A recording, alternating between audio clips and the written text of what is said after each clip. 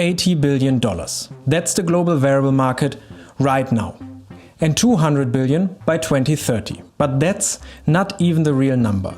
The smart device is the entry point. Here's where the money actually goes. Your wearable is a $200 sensor feeding a multi-trillion-dollar data economy. The top 20 questions in Google about your wearable are not answered by the industry. Is my Apple Watch FDA approved? Can my Fitbit detect a heart attack? Is Oura selling my sleep data? The industry is answering a different one, a simpler one that keeps you buying and keeps the data flowing.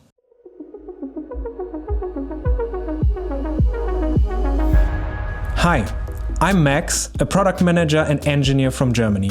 I build the systems that sit between users and decisions, and what I found inside the wearable industry isn't a scam in the way you think. It's a glitch, a systematic one. And once you see it, you can't unsee it. By the end of this video, you don't trust the hype, you understand the complexity and you can decide for yourself, without external influence. Chapter 1. Here's the number that broke the story for me. Oxygen saturation. Your wearable gives you a number and treats it like a fact. But that number changes depending on your skin color. Light skin, 82% accuracy. Medium, 74. Dark skin, 62. That's a 3 times greater likelihood of missing a dangerous oxygen drop if you have darker skin. But no one tells you that when you buy it. The number on your wrist looks the same whether you're getting 82% accuracy or 62. Same font, same confidence, same clean little ring. Therefore, the question isn't, are wearables accurate? It is, accurate for whom? And why does not the interface tell you the difference? Let's be fair, because this isn't a simple story. Wearables have done some genuinely incredible things.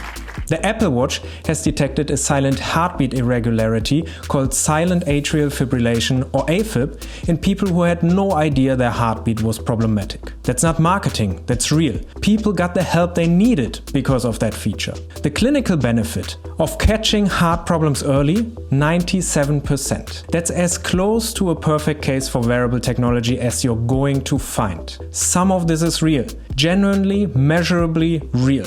And that's exactly what makes the next part so surprising. Because the things that work become the credibility halo for everything that doesn't. Chapter 2. The technical reality. Let's open the hood.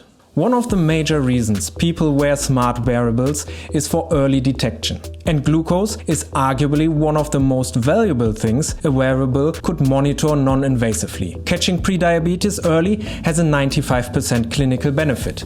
Early intervention can prevent type 2 diabetes in the majority of at-risk patients. But non-invasive consumer glucose sensing today, 35% accuracy. The FDA issued a safety warning in February 2024. Not a guidance document, a safety warning, telling people not to trust their smartwatch for blood glucose. The problem most worth catching early is the one current wearables are least able to detect. 95% clinical value, 35% sensor accuracy. A clinical grade CGM hits 92. The technology exists, it's just not in the device marketing itself as your health companion. That's not a bug, that's the architecture. But the architecture goes deeper. Because the gap between what wearables can detect and what they imply they can detect, that's where the problem lies. Your Apple Watch catches atrial fibrillation at 87%. Life-saving. The feature that built the entire credibility halo around wearable health. But can it detect a heart attack?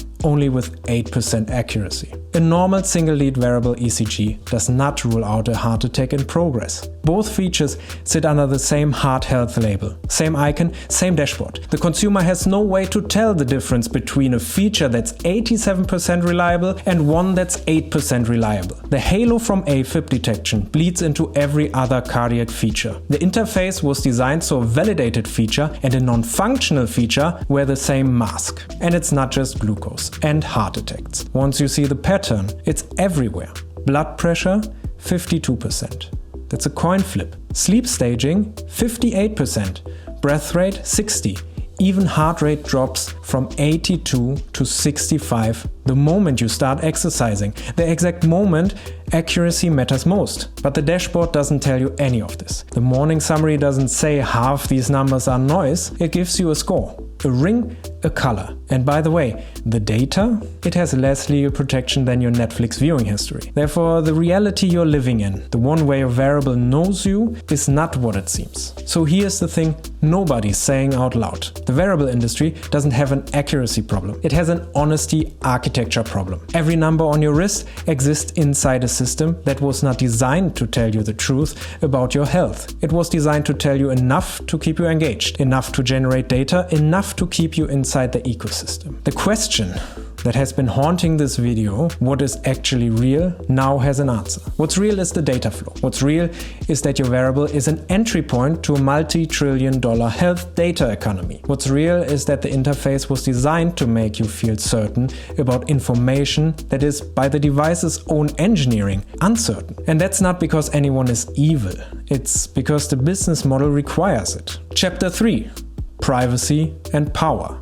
If the system wasn't designed for you, who was it designed for? Let's look at this from the inside. You, as the customer, buy one device. One dashboard, one set of numbers every morning.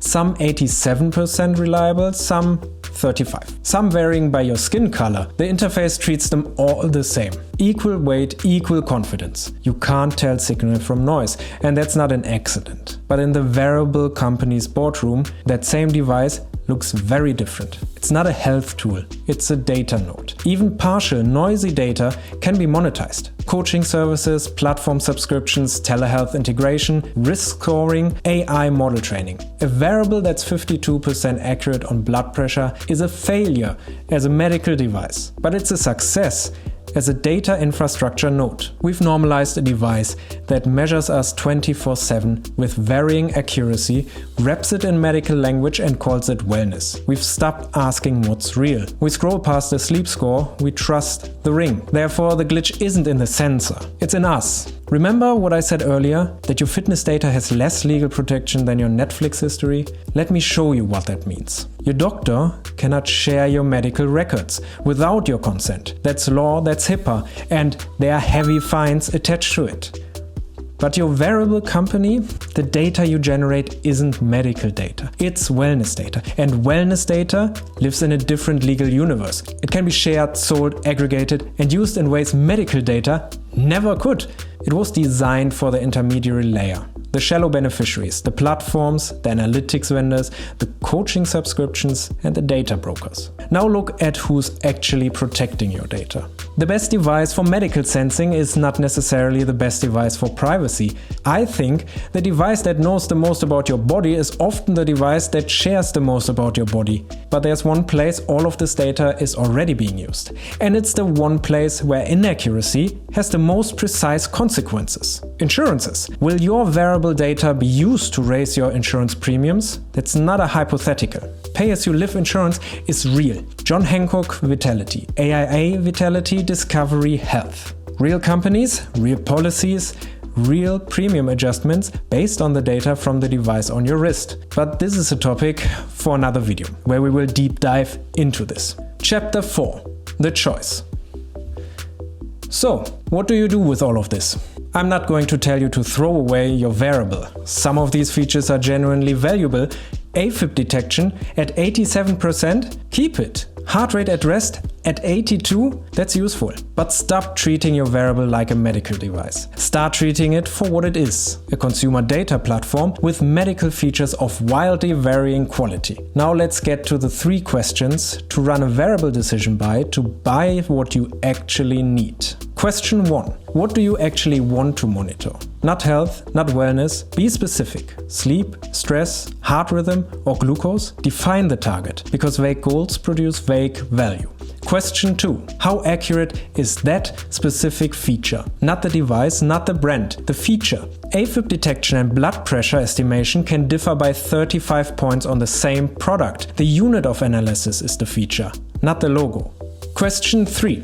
How does the device handle your data? Ownership, retention, sharing, deletion rights, platform integration, and legal protection. Before you treat a device as benign, understand what it does with everything it learns about you. You can now look at any wearable, any interface, any dashboard, any marketing page, and see the architecture underneath. And that lens, it works on everything, not just wearables. We will show you that in our next video about the insurance company's role in the wearable industry.